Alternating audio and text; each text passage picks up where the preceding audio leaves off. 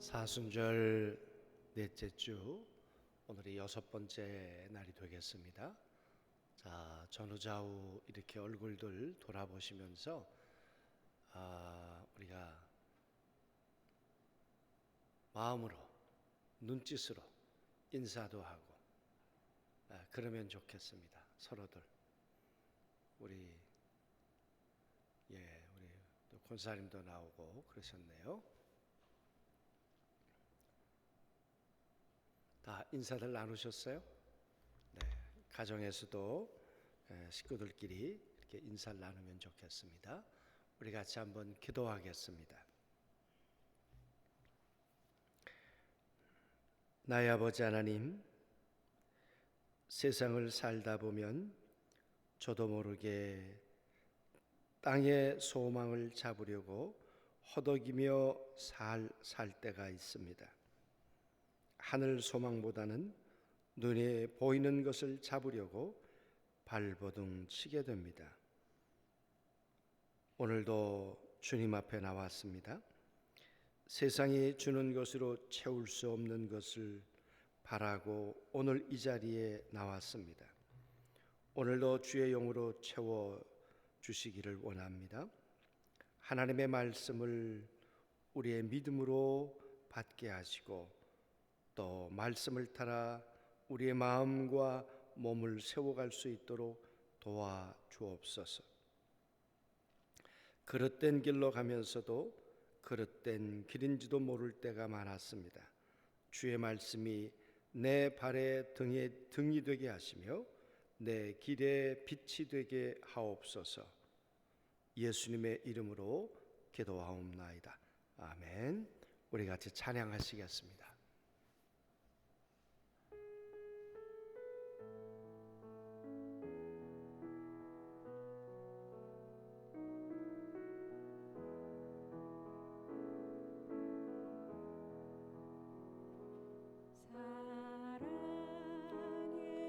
목소리 높여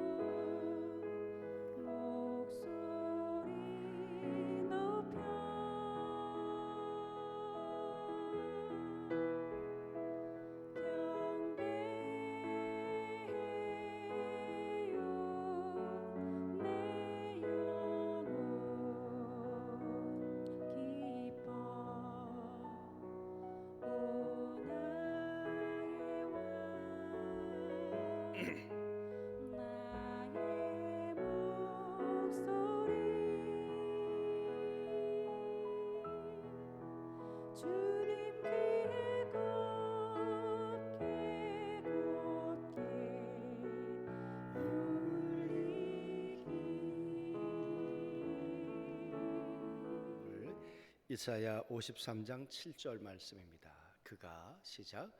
그가 곤욕을 당하여 괴로울 때에도 입을 열지 아니하였으며 마치 도수장으로 끌려가는 어린 양과 털 깎는 자 앞에서 잠잠한 양같이 그의 입을 열지 아니하였도다. 그가 곤욕을 당하여 괴로울 때에도 그의 입을 열지 아니하였으며 마치 도수장으로 끌려가는 어린 양과 털 깎는 자 앞에서 잠잠한 양같이 그의 입을 열지 아니하였도다. 아멘.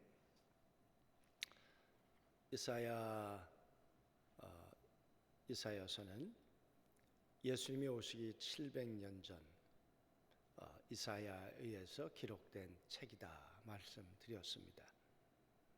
예수님이 오시기 전에 그는 어디에 오며 어떻게 오시고 오시면 그분은 어떤 삶을, 어떤 죽음을, 또 왜 죽어야 하는지, 그래서 예수님에 대한 예언의 마지막 그 그림을 가장 정확하게 그려준 책이 바로 이사야다 그랬습니다.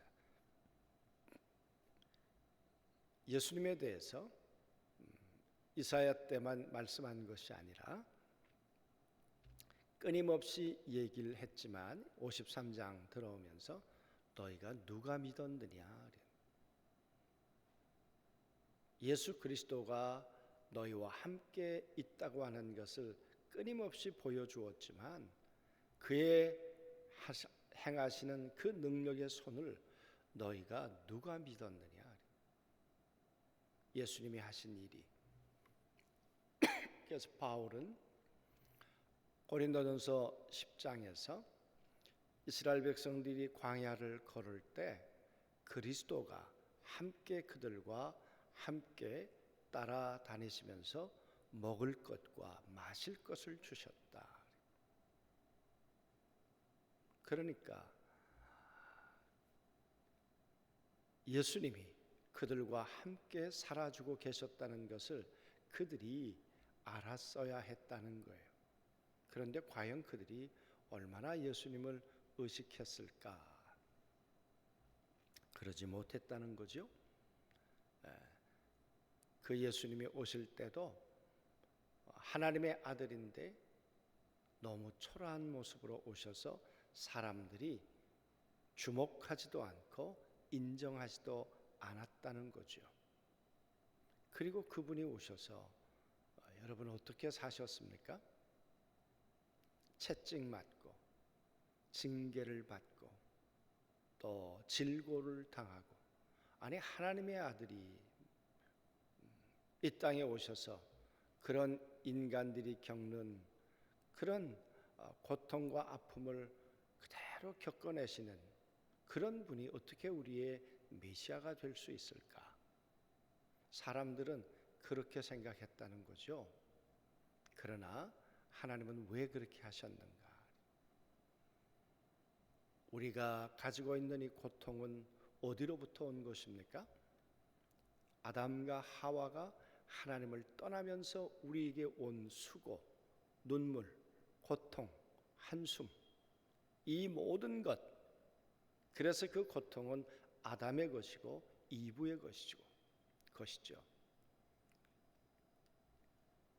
그런데 하나님의 아들 예수 그리스도가 오셔서 그 죄로부터 인간들이 가지고 있는 슬픔과 고통, 이 모든 것을 당신이 체감하셨어요. 그 까닭은 내가 알아. 그래서 우리와 하나 되기 원하셔서 예수님은 인간이 가지고 있는 모든 병약함과 슬픔과 이 모든 고통을 스스로 짊어지셨다 그랬습니다. 그런데 우리들이 생각하기에는, 우리는 어떻게 생각했습니까? 그가 죄 때문에 그런 거겠지, 그렇게 생각했다는 거예요. 그러나 어제 말씀에서 아니야, 그분은 우리의 죄를 짊어지고 그리고 우리의 모든 고통을 짊어지고 그분은 징계를 받았고 채찍에 맞았고 그리고 찔리셨다는 거예요. 여러분, 오늘은 어떤 모습으로 그분이 그 고통과 채찍과 그리고 십자가의 길을 가셨을까? 오늘 말씀 속에 보면 그가 곤욕을 당하여 괴로울 때도 그의 입을 열지 아니하였도다. 그분이 고통당할 때 하신 일이 뭐냐 그러면 입을 열지 아니했다, 침묵했다. 할 말이 얼마나 많았겠습니까? 저 예루살렘에 종려주일에 들어올 때 옷을 벗어서 나귀 앞에 옷을 깔면서 호산나 호산나 했던 사람들이, 바나바는 놓아주고 그리고 예수는 죽이라고 외쳤던 사람들, 그런 무지한 사람들에 대해서 예수님이 억울하다고 하고 싶은 이야기가 얼마나 많으셨겠습니까?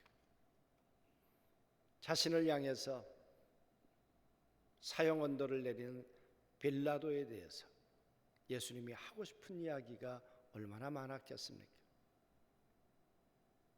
자기를 십자가에 매다는 로마 병정에 대해서 하고 싶은 이야기가 왜 없으셨겠어요? 자기를 배신하고 떠나는 제자들에 대해서 왜 하실 이야기가 없으셨겠어요?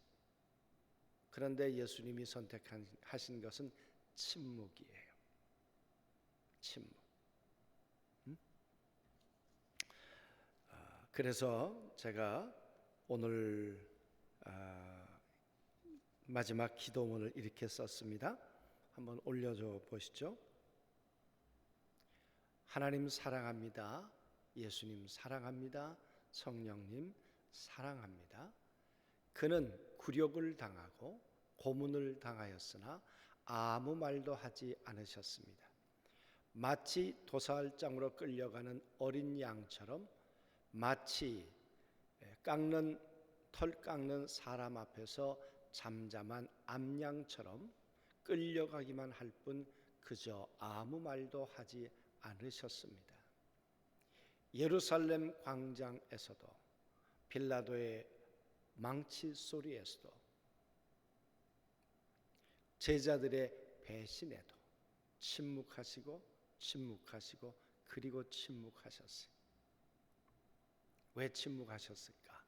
인간을 향해서는 사랑의 침묵을, 아버지를 향해서는 순종을 하기 위해서 침묵하셨어요. 인간을 향해서는 귀를 닫으려고. 그렇잖아요. 저 외치는 소리가, 어느 것 하나 옳은 소리가 어디 있겠어요? 그 인간이 하는 소리에 대해서는 귀를 닫고 하나님을 향해서는 귀를 열으려 침묵하셨겠죠. 인간을 향해서는 고통을 치시려는 침묵을, 내가 너희의 모든 수고와 질병과 고통을 내가 지고 가마. 아버지를 향해서는 기쁨을 드리는 침묵을, 히브리서 말씀에 보면 아들이시라도 받으신 고난으로 순종함을 배워서 하나님 앞에 기쁨을 드리기를 원했던 분이 바로 아들 예수 그리스도였죠. 그 길을 침묵으로 입을 다물고 가셨다는 거예요. 제가 어제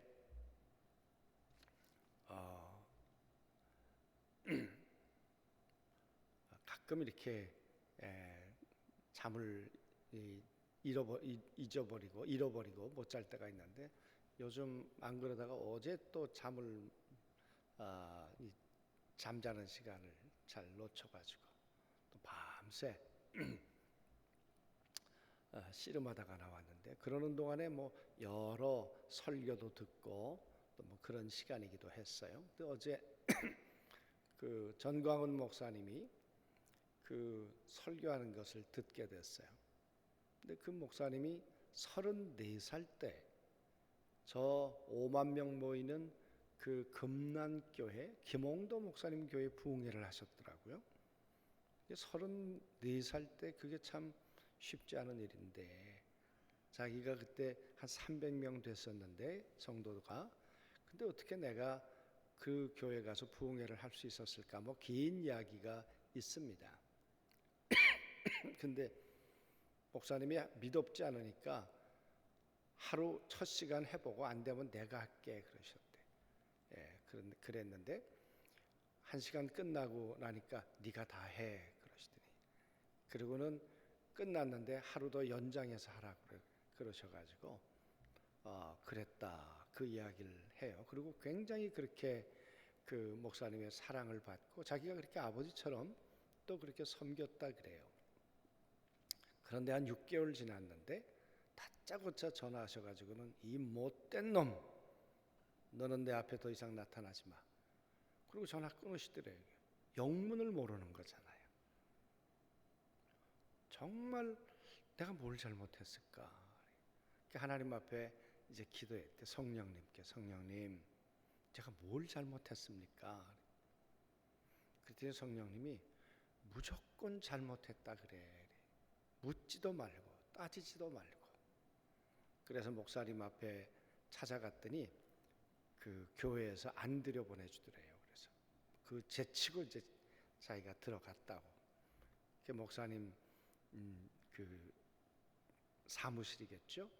들어가서 그 신발장에 무릎을 꿇고 1시간을 잘못했다고. 뭘 잘못했는지 물어보기라도 해야 되잖아요. 근데 성령님께서 묻지도 말고 그냥 잘못했다 그래. 그냥 침묵한 거죠.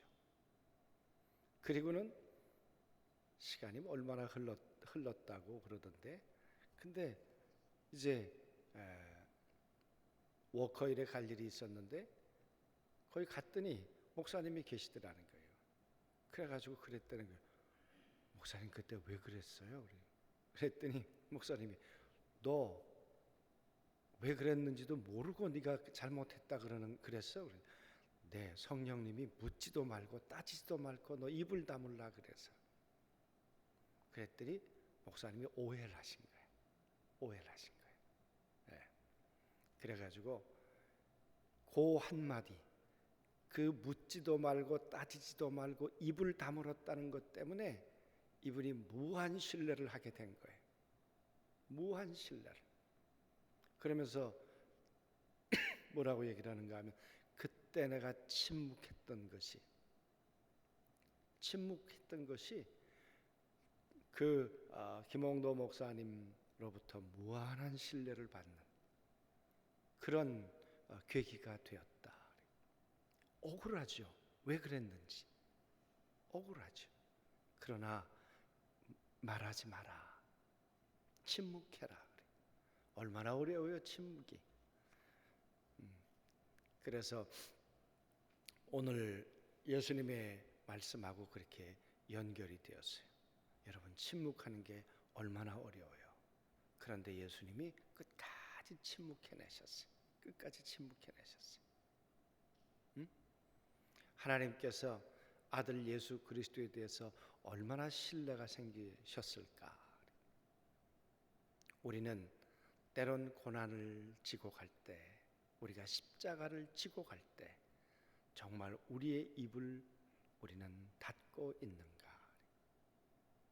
아버지를 향해서는 순종의 침묵을, 인간을 향해서는 사랑의 침묵을 할 수 있는가? 억울한데. 그렇습니다. 십자가는 침묵으로 가는 길이에요. 입을 닫고 가는 길이에요. 오늘 우리들에게도 그런 주님의 마음이 우리들 안에도 있었으면 좋겠습니다. 저마다 지고 가는 십자가, 그 십자가를 깨트리는 게 뭡니까? 우리의 입이에요. 우리의 입.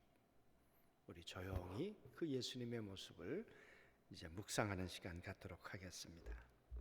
조용히 눈을 감고 예수님은 어떤 자세와 마음으로 온전히 하나님 아버지의 뜻대로 순종하였을까? 어떤 자세와 마음이었을까? 묵묵히 십자가를 지시고 골고다를 향해 가시는 까닭은 무엇이었을까? 어떤 마음으로 골고다를 향해 가셨을까?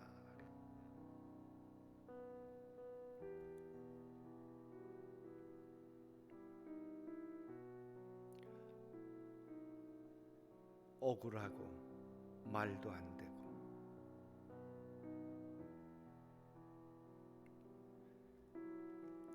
그걸 어떻게 입을 열지 않으셨을까?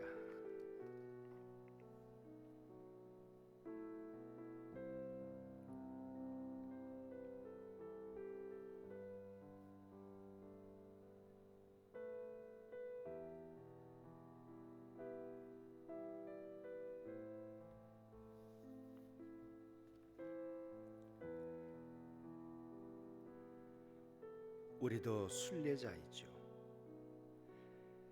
내가 져야 될 십자가를 지고 올라가는 순례자이지요. 어떤 마음으로 나는 내가 져야 될 십자가를 지고 골고다로 향하고 있을까?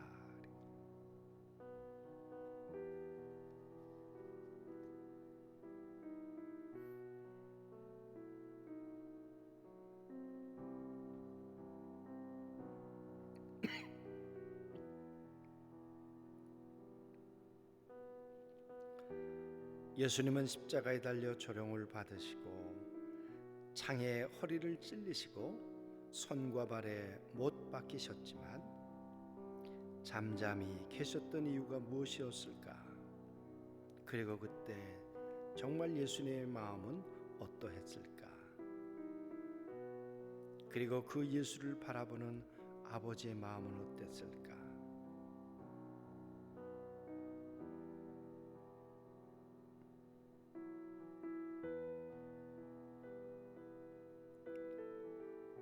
묵묵히 입을 닫고 그 고난의 십자가를 지고 갔던 아들 예수 그리스도를 바라보는 그 아버지의 마음,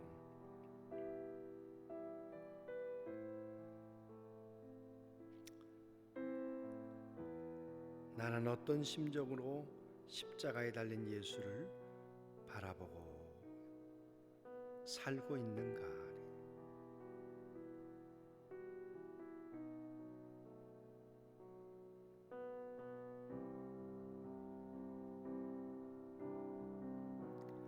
아멘. 주님,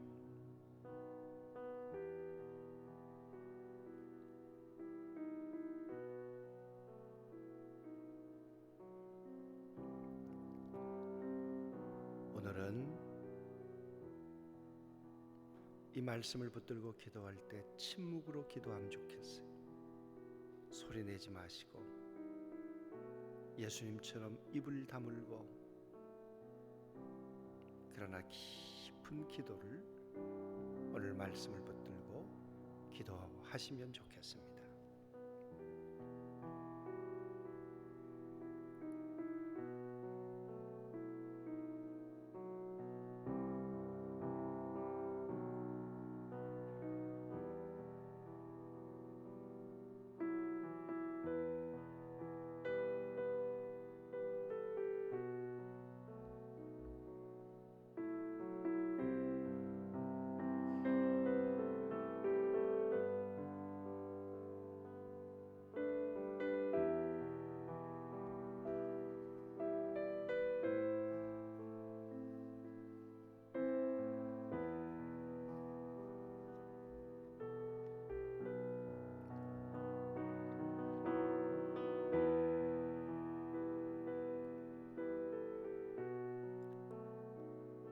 하나님 사랑합니다. 예수님 사랑합니다. 성령님 사랑합니다. 그는 굴욕을 당하고 고문을 당하였으나 아무 말도 하지 않으셨습니다. 마치 도살장으로 끌려가는 어린 양처럼, 마치 털 깎는 사람 앞에서 잠잠한 암양처럼 끌려가기만 할 뿐 그저 아무 말도 하지 않으셨습니다.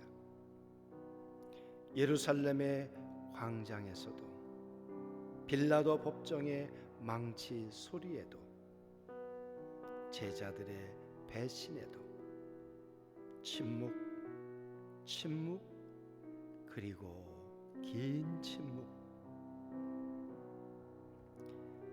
인간을 향해서는 사랑의 침묵을, 아버지를 향해서는 순종의 침묵을, 인간을 향해서는 귀를 닫으려는 침묵을, 아버지를 향해서는 귀를 열려는 침묵을, 인간을 향해서는 고통을 치시려 침묵을, 아버지를 향해서는 기쁨을 드리려는 침묵을. 나의 아버지 하나님, 하나님의 사랑하심과 예수님의 순종하심과 성령님의 위로하심이 오늘 나의 하루를 붙드시는 힘이 되기를 원합니다. 예수님의 이름으로 기도하옵나이다. 여러분, 오늘 개인적으로 기도하시다가 오늘 하루 승리하시는 날이 되시길 바라고, 나라와 민족을 위해서 기도해 주시길 바라고요. 오늘은 우리 황선영 양미화 권사님의 자녀 결혼식이 있습니다. 혹시 함께 하실 분은 9시에 교회에서 떠나도록 그렇게 하겠습니다. 여러분, 오늘은 침묵으로 우리가 그렇게 기도하면 좋겠습니다. 우리 기도하겠습니다.